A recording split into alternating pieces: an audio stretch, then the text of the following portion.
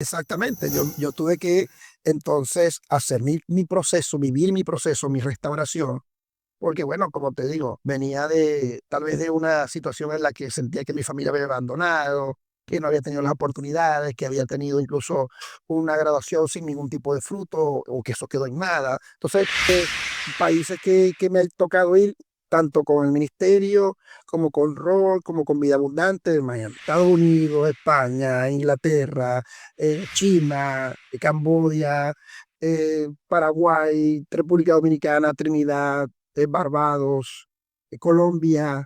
Pensando y de repente está pasando, apenas está comenzando ese proceso de que de repente le está pasando y se ocupa de mi mamá, se ocupa de fulano, que me abandonaron, que empezar a buscar culpable. ¿Cómo lo ves en ese caso? ¿Cómo lo ves en esa situación, Lando? Para enseñar a estos muchachos que ese proceso que tú pasaste, que fue duro, tuvo bueno, vamos a decir un final, porque todavía te falta muchas cosas que vivir, pero ha habido un crecimiento. ¿Qué consejo le das a estos muchachos que están comenzando en ese proceso? Y entonces a la gente hay que decirle, no dejes de creer, no dejes de creer, porque yo siempre, y lo tomo como una, sí, como aquello de tener una cita bíblica favorita, a mí me encanta lo que dice Pablo en Filipenses de, he aprendido a vivir cualquier sea mi situación. ¿Por qué? Porque parece que creerle a Dios es bueno o es fácil cuando todo está bien. Cuando hay dinero en el bolsillo, comida en la nevera, en la cuenta bancaria, que todo está saliendo bien, creemos que eso es Dios está conmigo. Y no creemos. Damos la bienvenida a otro capítulo de En Positivo y como siempre queremos te llevar un mensaje de motivación, de cambio, de triunfo y de logro. Y hoy como siempre vamos a estar invitando gente que nos motive al logro, que nos motive al avance, al crecimiento. Y hoy, cónchale, tenemos un invitado especial, un amigo, un hermano que de la niñez ha estado con nosotros y le hemos conocido desde su adolescencia, prácticamente su niñez también, parte de su niñez. Y hemos visto cómo ha crecido, cómo Dios ha prosperado su vida y nos da una lección a todos, porque todos vamos en ese camino de crecimiento, pero hay unos que crecen más que otros. Y hoy quiero compartirle este invitado especial que para nosotros es una gran bendición y esperamos que para ustedes también sea de gran bendición porque lo que vamos a compartir con ustedes, esta charla, porque vamos a tener una charla de su vida, de su crecimiento y esperemos que sea de gran bendición para ustedes. Bueno, sin más que hablar, nuestro hermano querido Orlando Molina.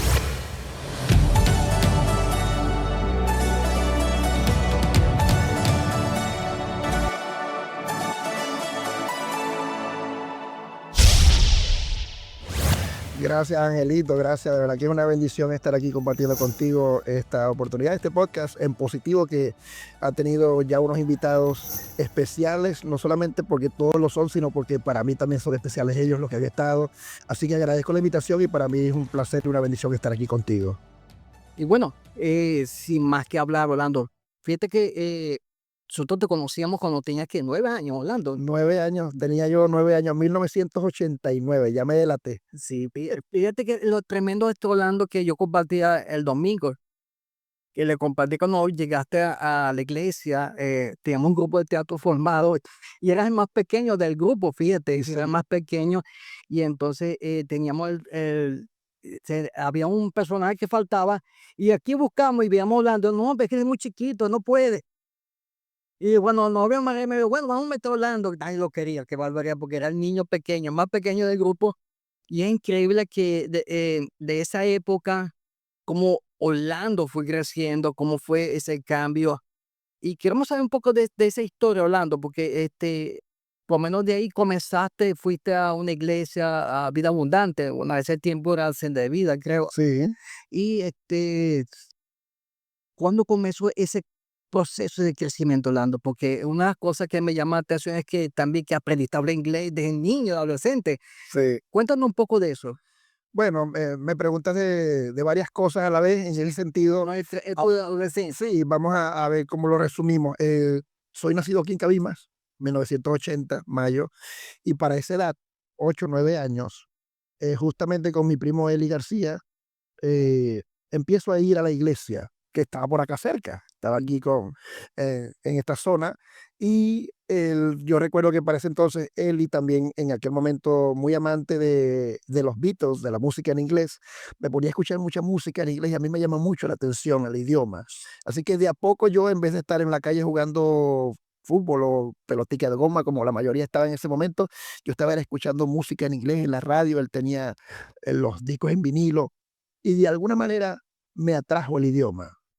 Lo empecé a estudiar a mi manera y en efecto ya para los 12 años había aprendido inglés por mi cuenta. O sea, entendía el inglés, lo podía responder, lo podía escribir, lo podía hablar y para mí fue increíble. ¿Cuántos años tenía cuando eso? Ya tenía desde los 9 años hasta los 10 11 años fue ese proceso de Ya aprender. sabía, a los 10 años hablaba más o menos. Sí, hablaba inglés. De hecho, llegando a ese punto de estar en la iglesia, estuvo aquí en Cabimas una compañía de teatro que se llamaba Team Mania y me tocó justamente en esta zona Sí, ser como un intérprete en ese sentido con la gente, porque todos los que llegaron venían de los Estados Unidos y hablaban era inglés. Así que había muy poca gente que hablase inglés con ellos y entre eso estaba yo. Recuerdo que estaba en mis inicios, en mi día uno de haber ido a la iglesia, estabas tú y de verdad que para mí es un gran placer y una bendición eso porque has visto de alguna manera todo el proceso de vida y todo lo que ha ocurrido en mi vida. Y bueno, en efecto, estando en la iglesia, muy pequeño de estatura, muy pequeño de edad, quería siempre como que estar metido en todo, participando, tratando de ser tomado en cuenta en las actividades. Y por eso fue que la primera oportunidad vino con teatro, después vino con coreografía, después vino con otras cosas ya más de aprender de la palabra, de aprender a leer la Biblia, de aprender a predicar. Y por ahí se fue desarrollando en efecto luego con la iglesia, en ese momento Senda de Vida, ahora Vida Abundante, el nombre, y con el apóstol Rafael Méndez y Iraima de Méndez, pues que me dieron cobijo y de alguna manera me salvaron de todas las maneras posibles porque, bueno, tú conoces el trasfondo, el background de mi vida familiar y de estar en situaciones de calle, situaciones de dificultades de muchos tipos, pero bueno, gracias a Dios, por su gracia estamos firmes y adelante y cuántas cosas no han pasado. Y fíjate, ¿a qué edad comienza Orlando a predicar su primer mensaje así en el púlpito? Porque es Mira, me pasó algo curioso, lo conté en alguna oportunidad con alguien, cuando yo estoy en el bachillerato, en la escuela Raúl Osorio Lazo, yo recuerdo que hubo tenía 12 años yo, había una profesora que se interesó mucho en saber la identidad de fe de los estudiantes. Y había, por supuesto, en su mayoría el grupo de católicos del salón. Y yo, como era de la iglesia cristiana, pues teníamos no un antagonismo ni una pelea entre nosotros, pero sí como que cada quien sabía quién era una cosa y otra. Y yo recuerdo que la profesora dijo, bueno, para la próxima clase me gustaría que fulana de tal, que por cierto era mi amiga Joanny Karina Rodríguez, trajese un mensaje desde su óptica del catolicismo y yo traje un mensaje desde la óptica del cristianismo o del evangelio de X tema.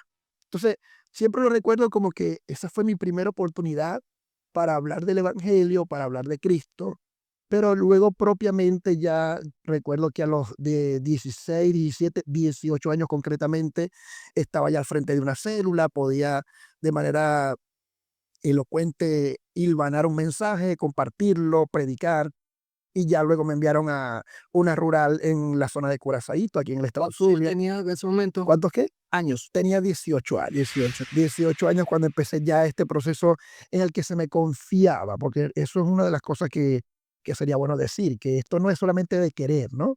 Porque el deseo lo tenemos todos, pero cuando hay deseo, querer y hacer, es una dupla maravillosa. Y sin embargo, pues tus padres espirituales, los líderes que tengas con cobertura sobre tu vida o que estén indicándote el camino del Señor, tienen que saber cuándo es el momento de darte la oportunidad de compartir la palabra, que no sea solamente porque es que yo quiero que me digan, dejen decir cualquier cosa, no.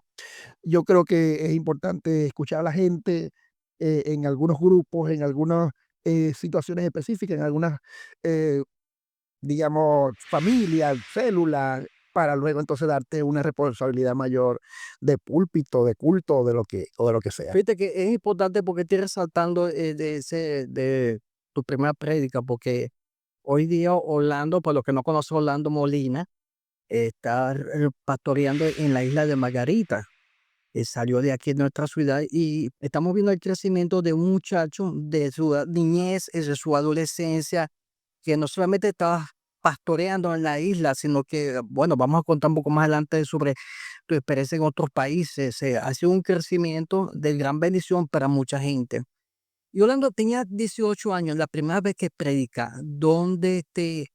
¿Cuándo comienza la aventura a Margarita?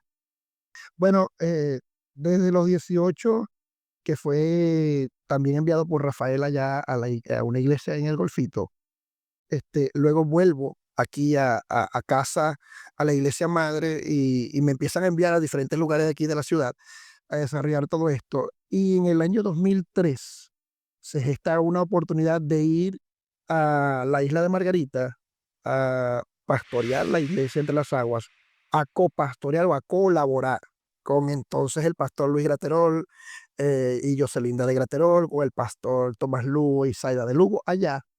Y en diciembre de 2003, voy a cumplir ahora 22 años que me fui de Cabima. Ya tengo la mitad de mi vida en Cabima y la mitad otra viviendo en Margarita.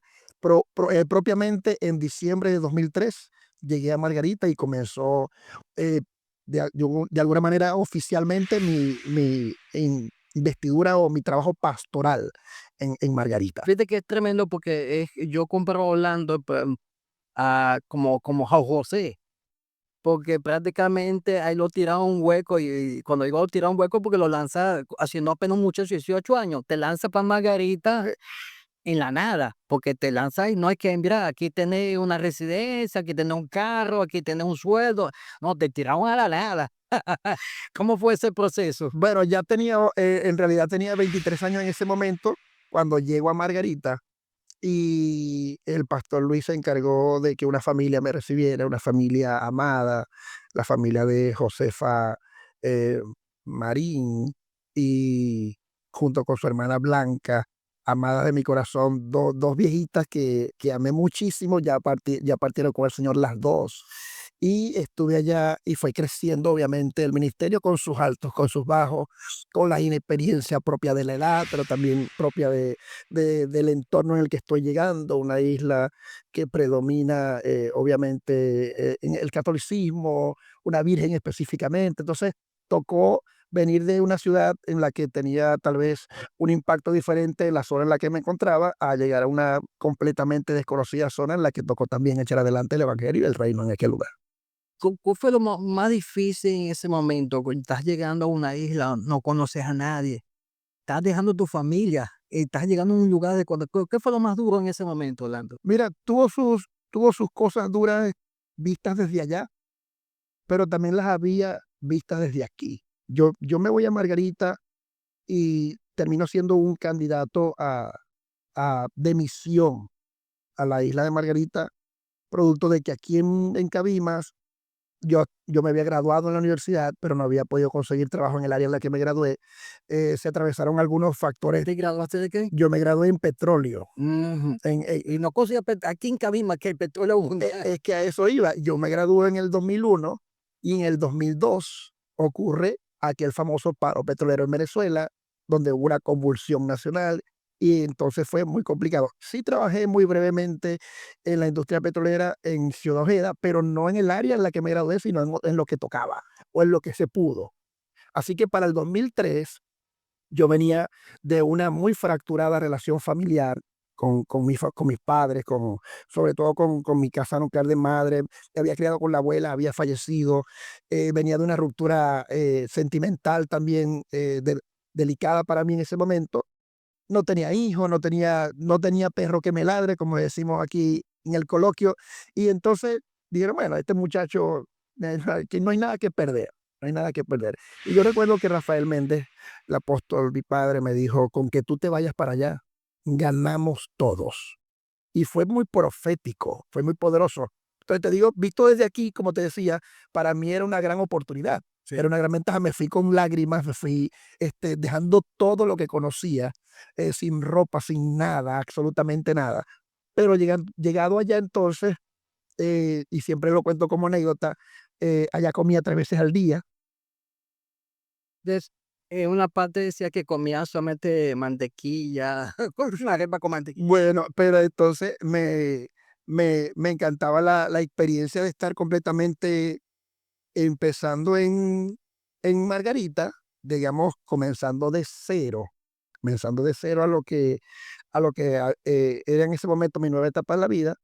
Y obviamente, estando allá, de alguna manera te empieza a pegar la soledad, que aprendí que es una gran maestra, que la tomo como una escuela de vida, ¿sabes? Porque en soledad aprendí a conocerme a mí mismo, a estar en compañía de mí mismo, que es un gran logro de la vida del ser humano.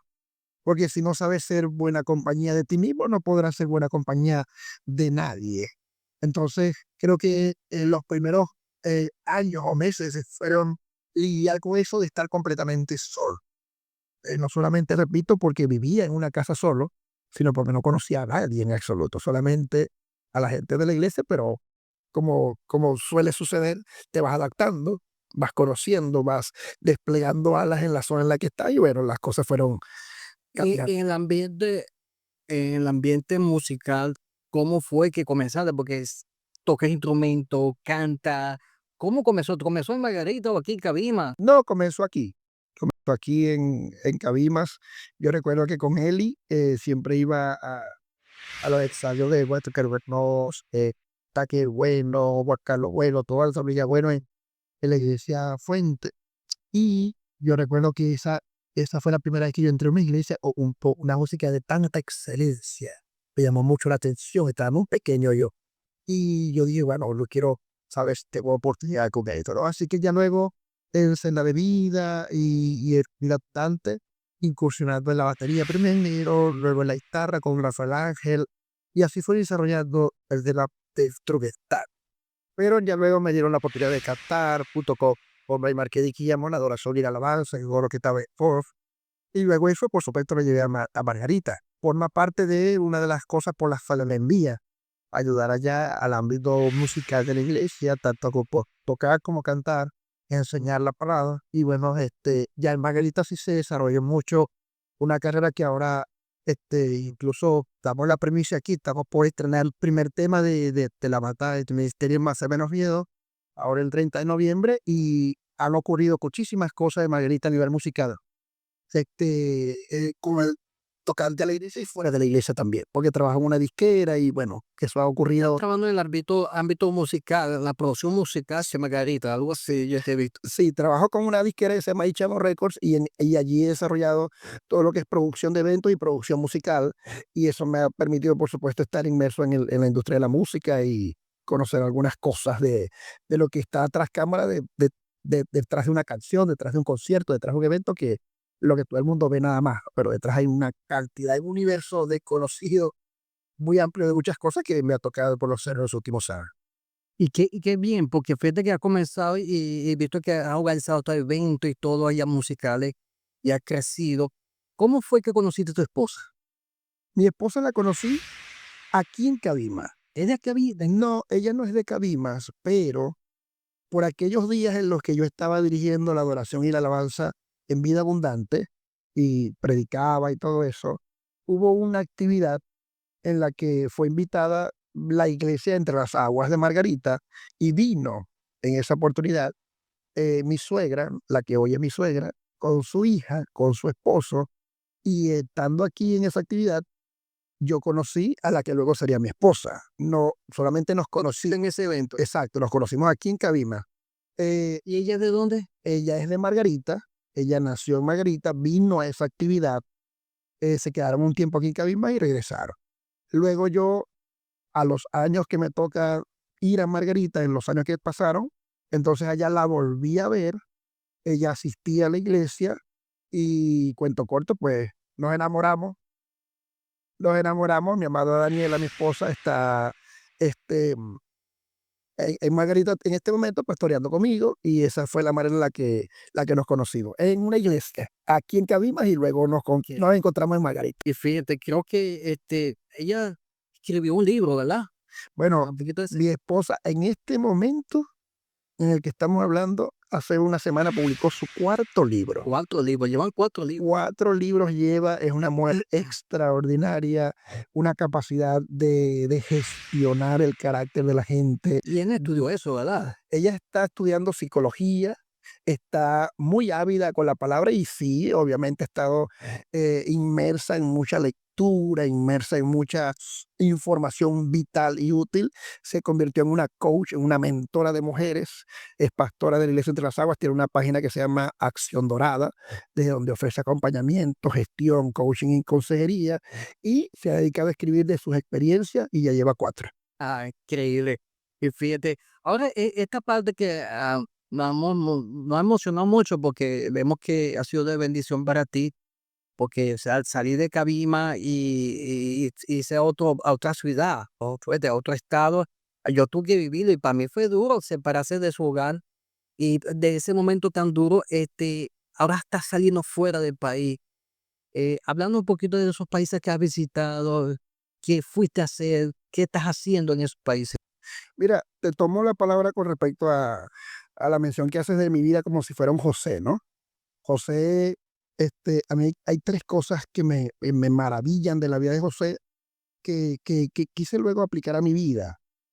Y una es que José, a pesar de que es vendido por sus hermanos y todo lo que sabemos a nivel de la vida de José, que es vendido, es olvidado, es difamado, etcétera. Él, en una tierra extranjera, él sana, él olvida el pasado, fructifica de manera nueva. Y me llama la atención, número uno, que cuando él se consigue con sus hermanos, él dice, no tengáis pesar que para esto me envió Jehová adelante. Entonces, para mí es muy importante entender que los procesos que nos ha tocado vivir forman parte del plan de Dios. Tienen que ver con el diseño de Dios en tu vida y es importante entenderlo, porque si no te vas a frustrar, te vas a amargar, vas a vivir cada día creyendo que todo lo que te está pasando es malo o es del diablo o no sé qué. Es importante como José entender, para esto me envió Jehová adelante.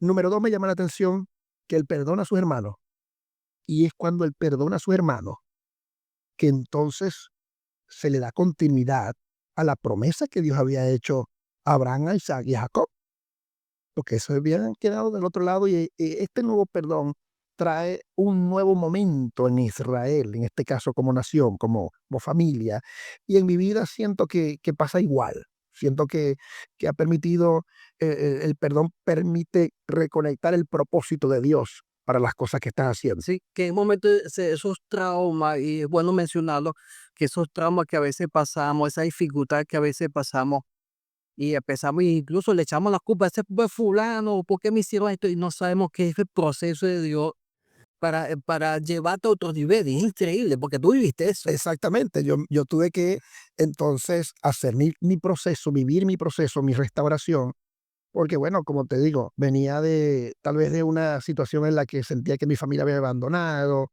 que no había tenido las oportunidades, que había tenido incluso una graduación sin ningún tipo de fruto o que eso quedó en nada. Entonces, fue una serie de cosas que tocó primero perdonarme y luego perdonar gente, perdonar, saber que había perdido familia, que había perdido amigos, que había perdido la ciudad donde nací, pero había que comenzar de nuevo.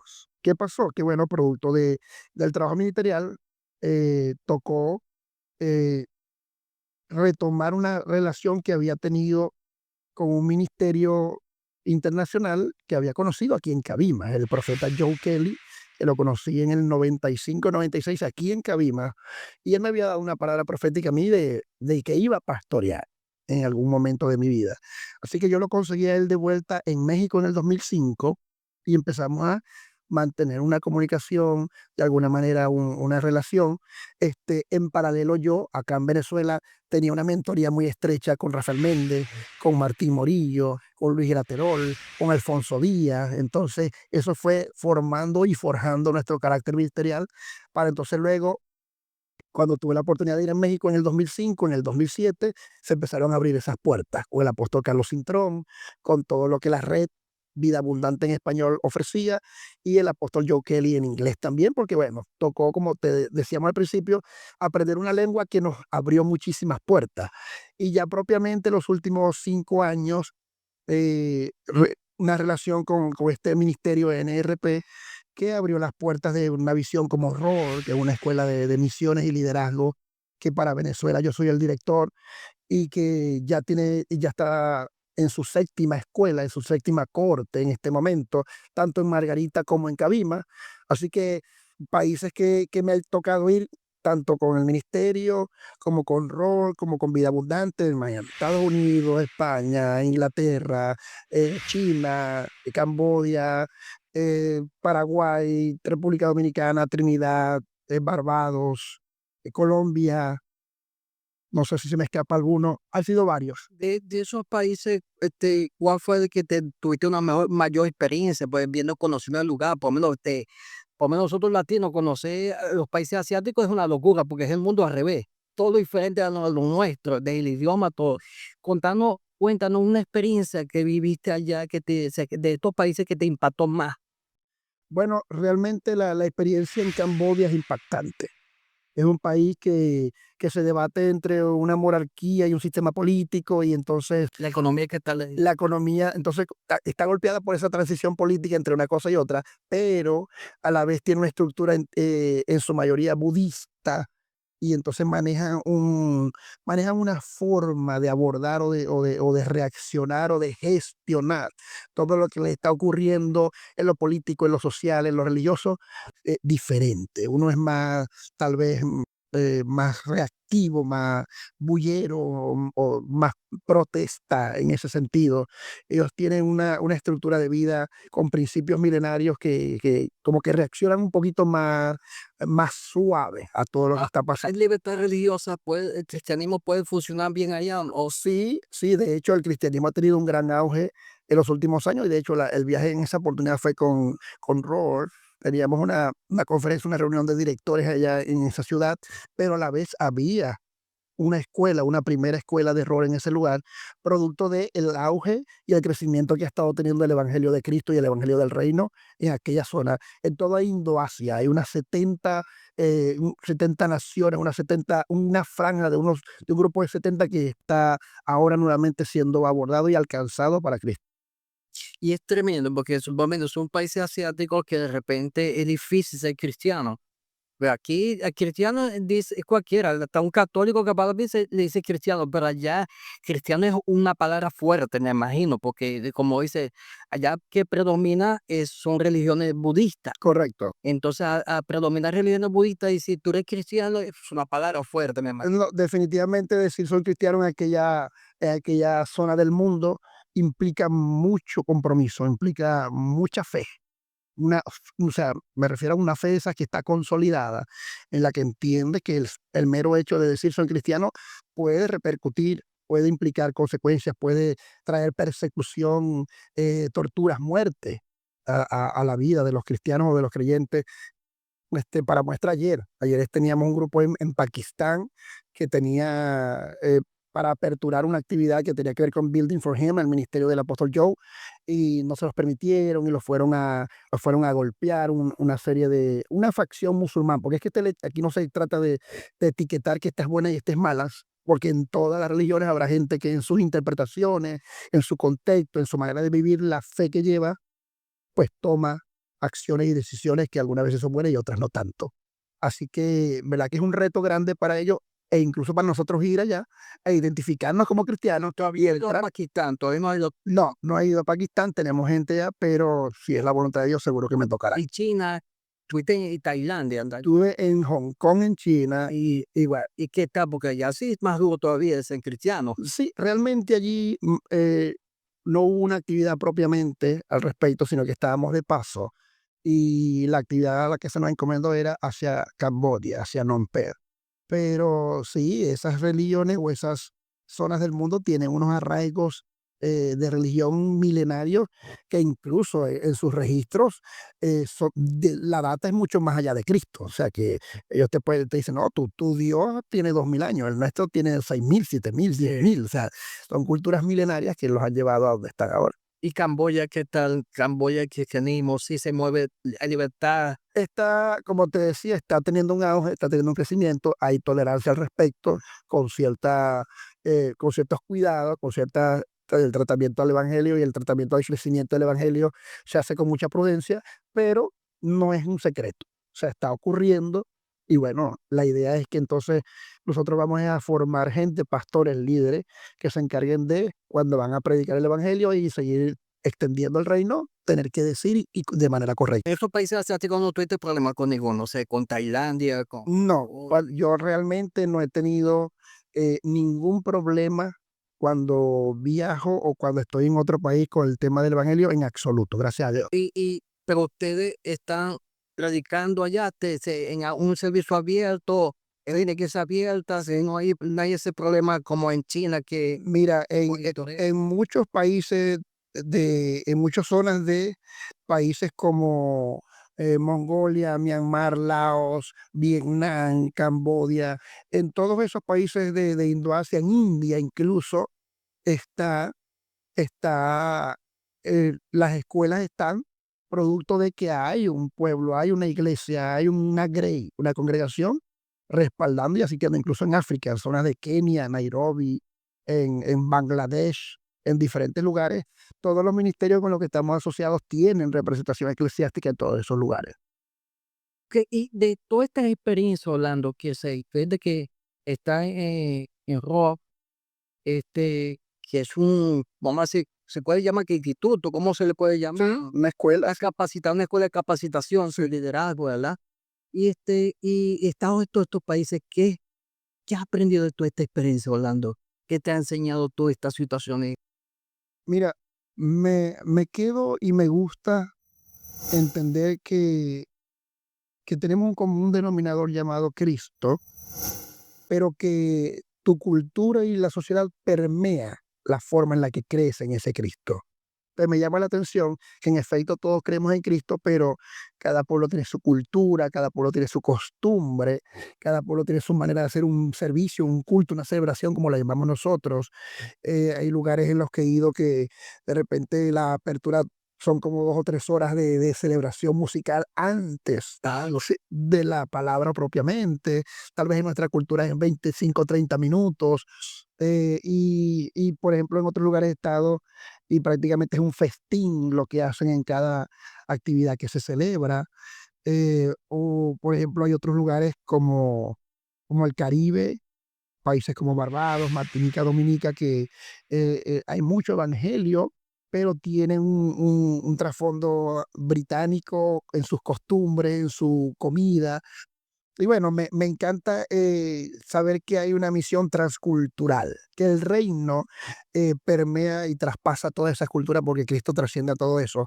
Pero a mí me encanta eso, exponerme a las costumbres, me gusta ir a cada país e incluso si puedo investigar un poco, idioma, palabras básicas, como por ejemplo en Paraguay, que estuve recién, hablan español, pero también hablan guaraní, ¿sabes? Entonces, estábamos en una iglesia, en una reunión donde había gente que hablaba español, otros que hablaban inglés, otros que hablaban solo guaraní, y eso para mí es fascinante porque me llama la atención cómo desde tu cultura o desde tu vida consigues esa conexión a través de la fe y del reino con tanta gente en el mundo. ¿Fuiste a tus países de Europa?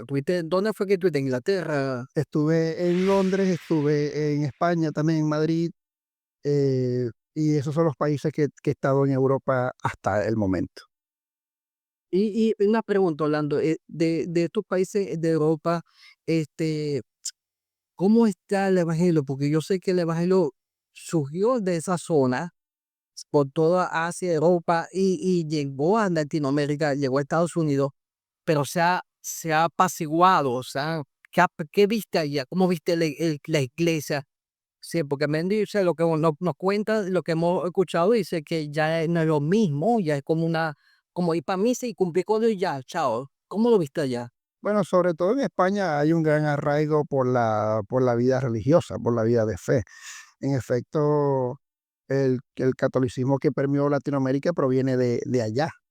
Y en el caso de España, que tenemos también gente amada, pues sus iglesias, al igual que en muchos lugares, pasan por esos momentos de un boom, de un crecimiento, de un gran auge, y luego ya mengua un poco, pero es bien normal, incluso nos pasa a nosotros. Yo creo que el evangelio está cada vez más universal, sobre todo porque el tema actual, redes sociales, la manera de comunicarse, todos los medios que tenemos ha permitido que abunde, que abunde cualquier cantidad de testimonios, videos, conciertos, mensajes, en cualquier cantidad de plataformas, en cualquier cantidad de formatos, en cualquier cantidad de idiomas. Así que yo creo que es un tiempo donde tal vez en los templos no hay tanta gente como en otrora, pero eso no significa que haya menos gente que haya escuchado del reino ahora, porque es que sobre todo el tiempo de pandemia, nos cambió el formato, nos cambió la manera de ver la relación de fe y mucha gente se dio cuenta que no es que no tenía que ir a la iglesia más, sino que aun cuando no se podía ir a la iglesia, seguíamos conectados con nuestra vida de fe y eso es un punto a favor. Ahora es que, como ya viendo la historia de Orlando, de, como decimos, del pozo al palacio, este, que él pueda enseñar a esta gente que nos está escuchando, que nos están viendo, su experiencia, porque están comenzando y de repente está pasando, apenas está comenzando ese proceso de que de repente le está pasando y se ocupa de mi mamá, se ocupa de fulano, que me abandonaron, que empieza a buscar culpable. ¿Cómo lo ves en ese caso? ¿Cómo lo ves en esa situación, Lando? Para enseñar a estos muchachos que ese proceso que tú pasaste, que fue duro, tuvo bueno, vamos a decir un final, porque todavía te falta muchas cosas que vivir, pero o ha habido un crecimiento. ¿Qué consejo le das a estos muchachos que están comenzando en ese proceso? Mira, un par de cosas. Tal vez por la edad que tengo ya, no me gustaría que suene a un consejo o a una imposición a nadie, porque yo particularmente tuve incluso por momentos a gente de mi familia, de mi propia familia, enemiga de mi vida de fe, enemiga de que yo fuera a la iglesia, o llegaste muy tarde, o si llegas a tal hora no te voy a dejar ni entrar. eh, ¿Sabes? En algún momento hasta mi propia familia fue uno de los gigantes que hubo que vencer en el camino de la fe. Pero ya luego, cuando yo me voy a Margarita y todo empieza a transformarse, a cambiar, a crecer mi vida, en paralelo también Dios estaba haciendo algo maravilloso aquí en la familia y mucha de mi familia, yo diría que el 85-90% de mi familia actualmente está en Cristo, está en la iglesia, están ejerciendo ministerio. Y luego de que veo todo eso, me doy cuenta de algo que yo repito siempre y que es vida en mí. Para ser obediente no hay que ser inteligente. Así que ese es el primer consejo que yo, consejo, sugerencia, comentario, tip, como lo quieran llamar. ¿Por qué? Porque tal vez en aquel momento uno, ¿a quién le rindo obediencia? ¿A mi familia o a Dios? Mire, sonará un poco duro, pero incluso la misma Biblia lo dice, dejar al hombre a su padre, a su madre, y se unirá a una mujer. O sea, en la vida siempre hay separación y no hay separación sin dolor, pero tampoco hay madurez sin separación. Toca quemar etapas, toca dar pasos de fe. Y yo creo que creerle a Dios tiene que estar por encima de cualquier cosa. Y muchas veces si tu llamado, si tu pasión, si tu búsqueda del Señor, si tus ganas de servir al Señor, si tus ganas de seguir a Cristo, si tus ganas de crecer en esta vida de fe está consolidada, bueno, tocará aparentemente desobedecer en casa, pero obedecer a Cristo.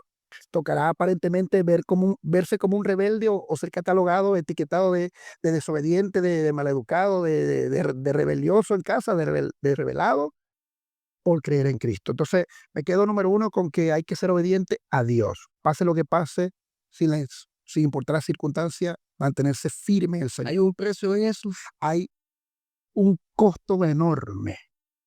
Hay un costo enorme. La verdad es que creer en el Señor o creer en Cristo lo vale todo y también lo cuesta todo. Claro, luego te das cuenta que lo que ganas es superior a lo que dejaste, superior a lo que perdiste. ¿Por qué? Porque yo me fui en un momento de mi vida donde toda mi relación familiar, existencial, estaba completamente rota. Y creer en el Señor me devolvió primero a mi paz, perdonarme a mí mismo, y luego vi como toda mi familia se fue restaurando y todo se recuperó, se restituyó mejor que como lo conocía. Así que sí, lo cuesta todo, pero vale la pena. Y es tremendo que es importante que enfocarse en eso porque hay gente que está en ese estrecho. Señor, ¿cómo hago eso? Si voy a perder mi familia, voy a perder mi todo. Entonces, tomar esa decisión no es fácil, ¿entendés? Y más si el caso de la familia, si te vas, te quedas sin nada. Aquí no vuelves más. ¿No? Y es muy difícil porque, claro, yo hoy soy el director de Más Fe Menos Miedo, por ejemplo, que es esta camiseta que lo expresa, pero no es una simple frase, o sea, Es fe- a ver, además con una banda, me dijiste que una bueno, fíjate, Más Fe Menos Miedo nace como una estrategia. hasta Pinterest lo he visto, fue. Más Fe Menos Miedo nace como una estrategia en el 2023, en la que mi esposa y yo, después de estar patrocinando por años un ministerio de niños y escuela de valores y toda la comida de los niños, nos estábamos quedando sin recursos. Así que surge la idea de generar una marca, generar un eslogan, generar algo que pudiera entonces luego replicarse en camisetas, en gorras, llaveros, tazas, etcétera. Y surge esta expresión, Más Fe Menos Miedo. Pero yo recuerdo que mi amigo Anthony Castro, un día que me reúno con él, porque él veía que yo colocaba todos los días en el WhatsApp la frase, todos los días. Yo la hice para nosotros y todos los días la colocaba en el WhatsApp. Él me dijo un día tomándonos un café, porque yo tenía este color verde iba aquí abajo y este rojo iba aquí arriba. Me dijo, oye, ¿sabes qué quedaría como que mejor? Sí. Que el verde fuera en la fe y el rojo fuera en el miedo. Y caímos en cuenta que utilizando la alegoría del semáforo, en efecto, cuando está en verde, puedes continuar. Y cuando está en rojo, hay que detenerse. Y eso es lo que produce la fe. La fe te hace avanzar y el miedo te detiene. Se llama psicología de color. Exacto, psicología del color. Entonces, le tomo la idea, hacemos un refrescamiento de la marca y empieza a crecer. Y Más o menos miedo genera una serie de micromensajes que yo compartía por las redes, que fueron de mucha bendición, pero entonces luego una idea llevó a la otra y se convirtió en una conferencia y luego se convirtió en un libro que está en proceso. Y ya por último, con el mismo grupo de adoración y alabanza de la Iglesia Entre las Aguas que pastoreo, dije, vamos a grabar nuestros propios temas. Y la banda entonces en lo sucesivo se va a llamar Más Fe Menos Miedo. Así que Más Fe Menos Miedo actualmente es una marca diversa que implica libros, que implica conferencias, que implica mensajes, que implica conciertos, que implica un ministerio de adoración, un proyecto musical, una banda. Y bueno, está creciendo y que siga por ahí para adelante. Y fíjate, bueno, ya resumiendo, ya casi terminando, porque hemos contado la historia de Orlando. Y la idea es motivar a la gente al crecimiento, al logro, al esfuerzo, al sacrificio, que todo eso es una siembra y que al final va a tener un resultado, que es importante que resaltemos ese esfuerzo, ese resultado.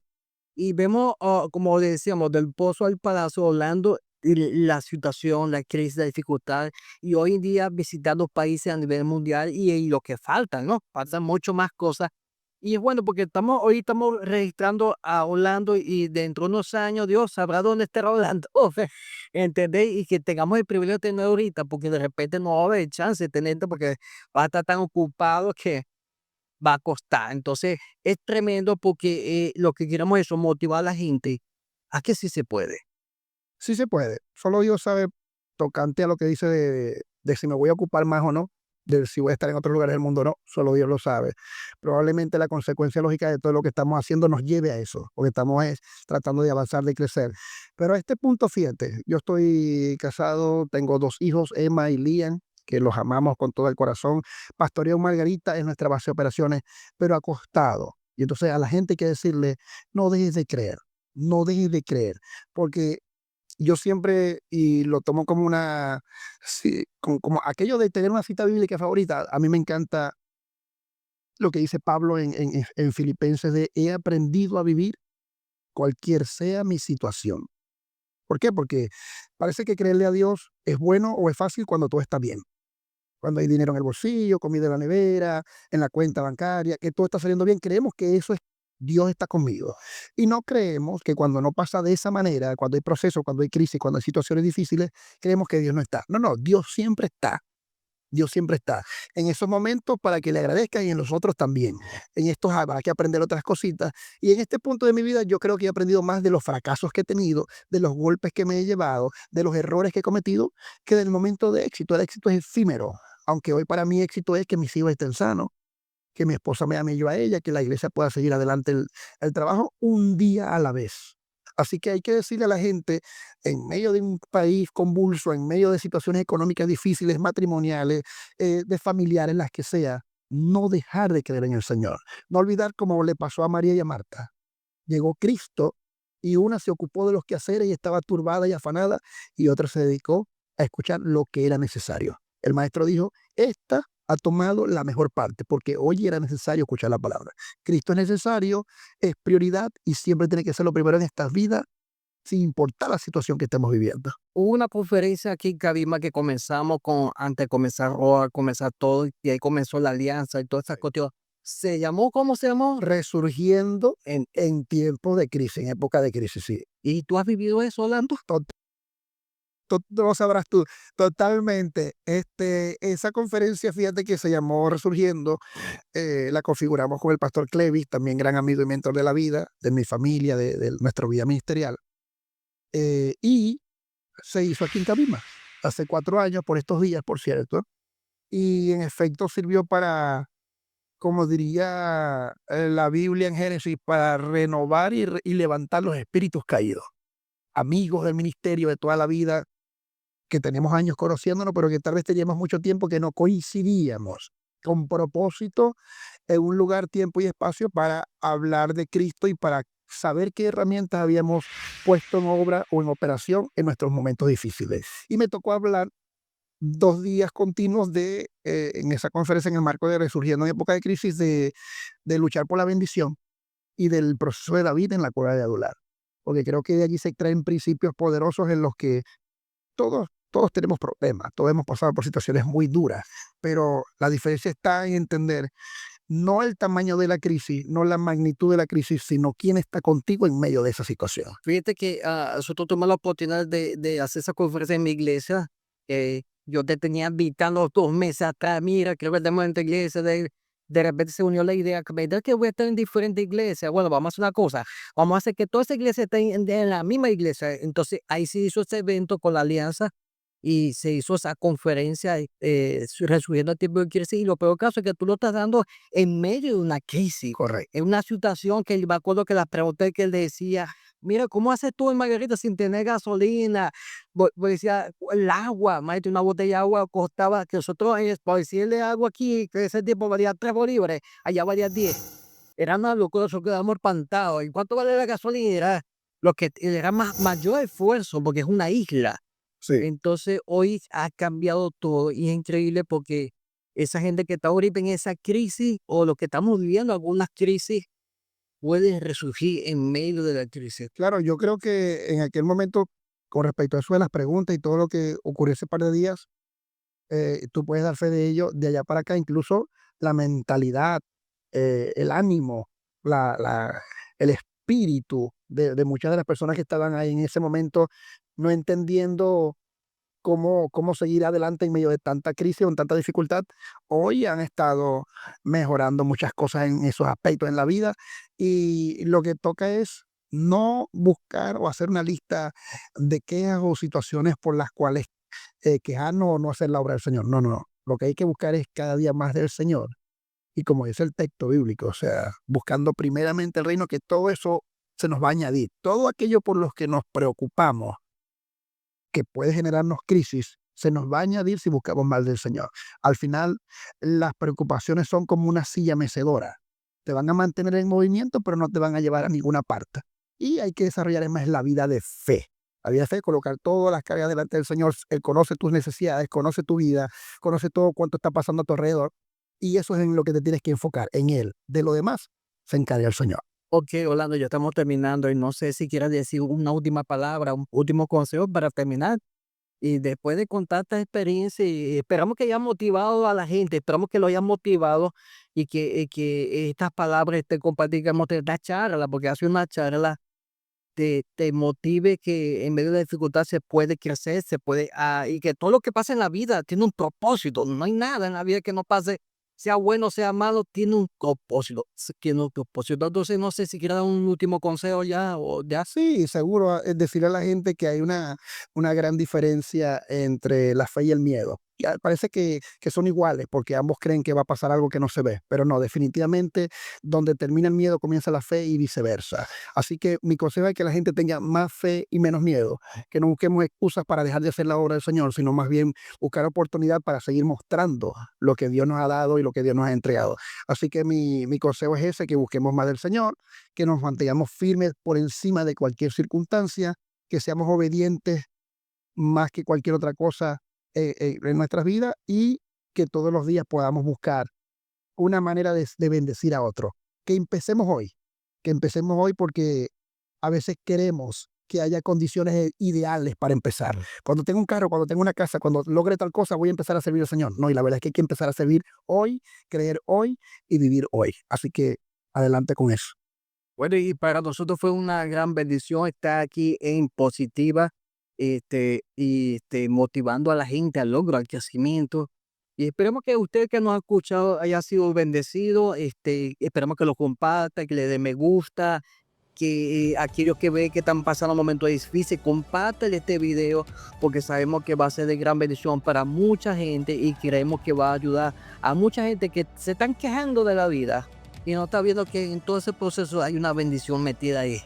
Es parte del entrenamiento, ¿verdad? Que Seamos más agradecidos. La queja nunca va a poder abrir la puerta que el agradecimiento abre. Así que esa es una cosa que hay que entender. El agradecimiento abre las puertas y la queja nunca podrá. Así que más que queja, seamos agradecidos y creamos en el Señor. Ok, bueno, para nosotros fue de gran bendición. Entonces, bueno, seguimos en que esto es en Positiva y creyendo que va a ser de gran bendición para todos ustedes. Y bueno, nos vemos en otro episodio, otro capítulo de En Positiva Podcast y esperemos que sea de gran bendición para todos ustedes. Chao, chao. Dios los bendiga.